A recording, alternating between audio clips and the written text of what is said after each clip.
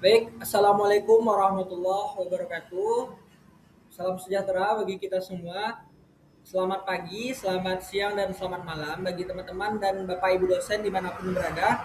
Perkenalkan saya Muhammad Hamdan Muzaffar, mahasiswa Hubungan Internasional dengan NIM 210853030, akan mempresentasikan seminar hasil skripsi saya yang berjudul Upaya BRICS Plus dalam Membangun Kontrahegemoni Terhadap Tatanan Dunia Liberal.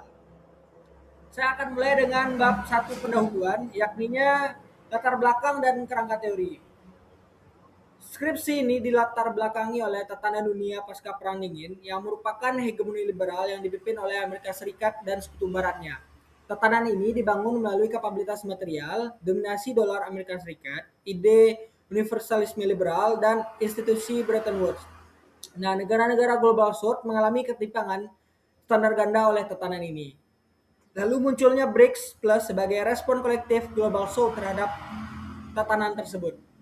Rumusan masalah, yakninya bagaimana interaksi dialektis antara kapabilitas material, ide multipolaritas, dan pembangunan institusi keuangan alternatif oleh BRICS Plus pasca ekspansi pada tahun 2004 dan tahun 2025 mampu membentuk blok historis sebagai rival struktur yang menentang struktur historis tatanan liberal. Tujuan penelitian ini yakninya menganalisis upaya kontrahegemoni BRICS Plus menggunakan perspektif teori kritis Robert-Cox.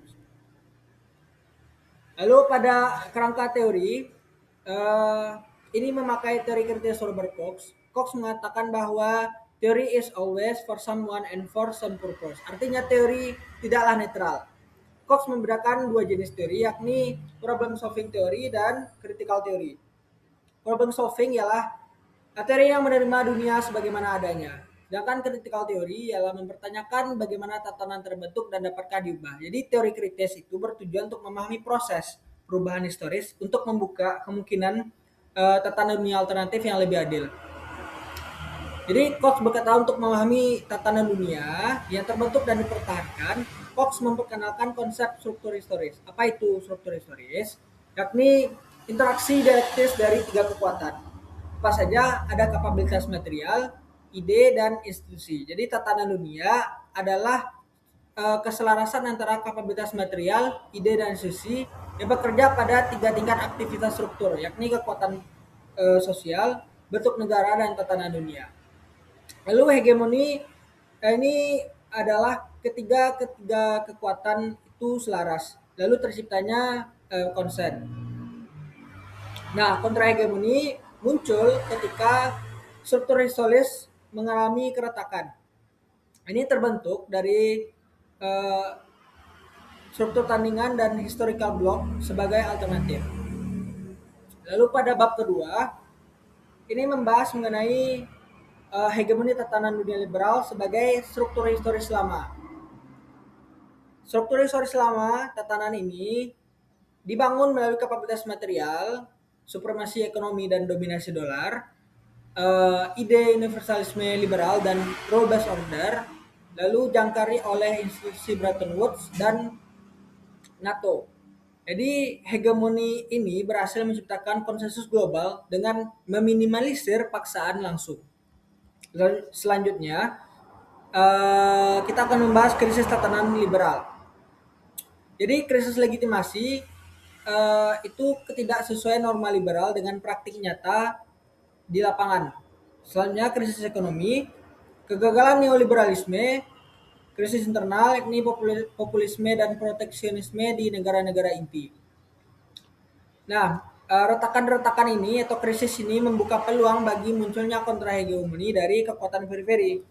Nah, alur berpikir pada bab 2 ialah untuk memahami struktur yang ada sebelum melihat potensi perubahannya.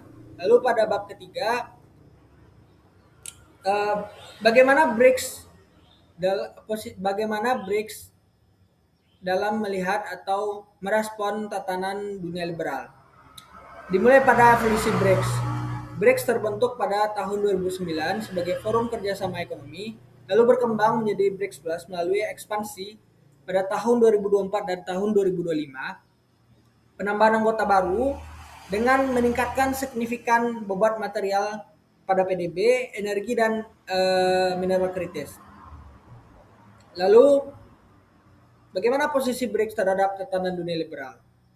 BRICS memandang tatanan liberal sebagai historical struktur atau struktur historis yang diskriminatif, kritik terhadap dominasi Bretton Woods, dan penggunaan dolar sebagai alat paksaan. BRICS mengusung visi multipolaritas, kedaulatan, dan kesetaraan global south. Ini sesuai dengan pemikiran Cox bahwa kontrahegemoni muncul dari periferi atau semi periferi, yakni global south tadi. Pada alur berpikir bab ketiga ini adalah BRICS muncul bukan dari ruang hampa, melainkan dari respon dialektis terhadap krisis struktural liberal yang saya jelaskan barusan. Selanjutnya pada bab keempat, analisis upaya kontrahegemoni yang dilakukan oleh BRICS terhadap tatanan dunia liberal. Ini adalah membentuk struktur tandingan tadi, upaya atau proses membentuk struktur tandingan. Yang pertama melalui kapabilitas material. BRICS Plus menguasai lebih dari 40% PDB dunia, dominasi produksi minyak global dan cadangan mineral kritis strategis. Lalu pada analisis proses dari demultipolaritas, yang pertama menentang rule based order, yang kedua mengusung international law based order yang berbasis piagam PBB. Narasi multipolaritas ini dan identitas kolektif global south sebagai kolektif image alternatif. Ide ini menciptakan legitimasi baru bagi perlawanan global south terhadap hegemoni barat. Selanjutnya, analisis institusi pembangunan alternatif yang sedang dibangun atau sedang diproses oleh BRICS. Yang pertama, NDB, New Development Bank. Ini memberikan pinjaman tanpa syarat terhadap anggota-anggota negara BRICS. Lalu BRICS Pay sebagai sistem pembayaran paralel untuk strategi dedolarisasi. Nah, institusi ini berfungsi sebagai jangkar untuk menstabilkan blok historis tadi. Jadi ada kapabilitas material yang diupayakan oleh BRICS, lalu ide yang diusung oleh BRICS, lalu institusi pembangunan alternatif NDB ini sebagai jangkar untuk menstabilkan blok historis BRICS Plus. Selanjutnya analisis tingkat social force oleh BRICS, yakni pada tingkat social force muncul kekuatan sosial baru dari proses produksi di global south. Nah, kebangkitan state class yang semakin otonom dari modal transnasional barat, ketidakpuasan terhadap dolar Amerika Serikat sebagai alat paksaan, lalu mobilisasi melalui People BRICS Summit dan BRICS Civil Council. Nah, kekuatan sosial ini menjadi fondasi awal pembentukan blok historis kontrahegemoni. Selanjutnya, dialektika tingkat form of state. Pada bentuk negara, terjadinya transformasi bentuk negara di negara-negara BRICS. Pergeseran dari internasionalisasi negara, neoliberal menuju orientasi kedaulatan dan otonomi. Nah, contoh kebijakannya, dedolarisasi yang dilakukan oleh BRICS, serta koordinasi keuangan antar bank sentral BRICS Plus. Jadi di negara-negara BRICS Plus bertransformasi menjadi kolaborator sistem global menjadi penggerak otonom. Nah, pada bab keempat ini persis dari skenario ketiga Cox, yakni kontrahegemoni itu dimulai dari negara-negara dunia ketiga yang muncul dari pembangunan periferi.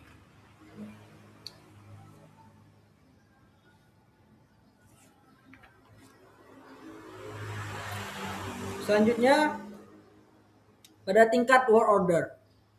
Pada tingkat world order, BRICS membangun rival struktur terhadap tatanan dunia liberal. Visi tatanan dunia polisentris yang menghargai keberagaman dan kedaulatan, lalu pengurangan ketergantungan pada dolar dan institusi Bretton Woods, dan pembentukan tatanan alternatif yang lebih inklusif bagi negara-negara berkembang. Dialektika ini menunjukkan pergeseran global dari unipolaritas menuju multipolaritas. Nah, selanjutnya pembentukan blok historis pada bab keempat juga. Yang sudah saya jelaskan tadi, analisis melalui 3 kekuatan dan 3 tingkat aktivitas, level aktivitas. Pada BRICS Plus sedang membentuk blok historis sebagai rival struktur terhadap tatanan dunia liberal. Ketiga kekuatan, yakni material, ide, dan institusi, saling menguat secara dialektis sesuai dengan kerangka teori kritis Robert Cox. Pada tingkat social force atau kekuatan sosial, muncul state class yang lebih otonom dari modal internasional barat. Pada tingkat from state, transformasi orientasi negara menuju kedaulatan ekonomi global south. Nah, pada tingkat tatanan dunia atau world order, pembangunan visi tatanan multipolar yang lebih inklusif dan lebih adil. Lalu tantangan dan dialektika kontrahegemoni. Tentunya dari analisis ini atau upaya ini memiliki tantangan dan dialektika dalam prosesnya, yakninya ketegangan Tiongkok dan India. Lalu ketergantungan ekonomi masih ada pada Barat dan kurangnya keterlibatan masyarakat sipil.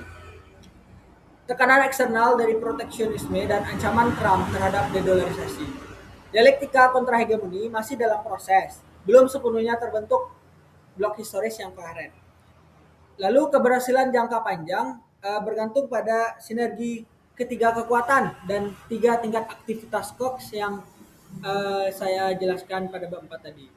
Lalu meski demikian, dampak BRICS sudah terlihat dalam delegitimasi tatanan liberal.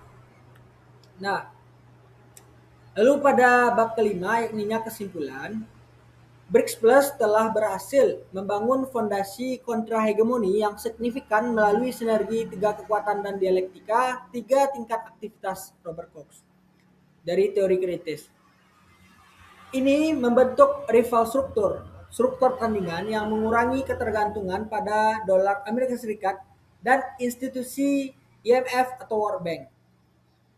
BRICS Plus sedang membangun rival historical structure yang secara dialektis menentang hegemoni tatanan dunia liberal. Meskipun upaya atau proses ini belum sempurna, upaya ini menandai akhir dari era unipolaritas absolut dan lahirnya dunia multipolar yang lebih representatif bagi global south.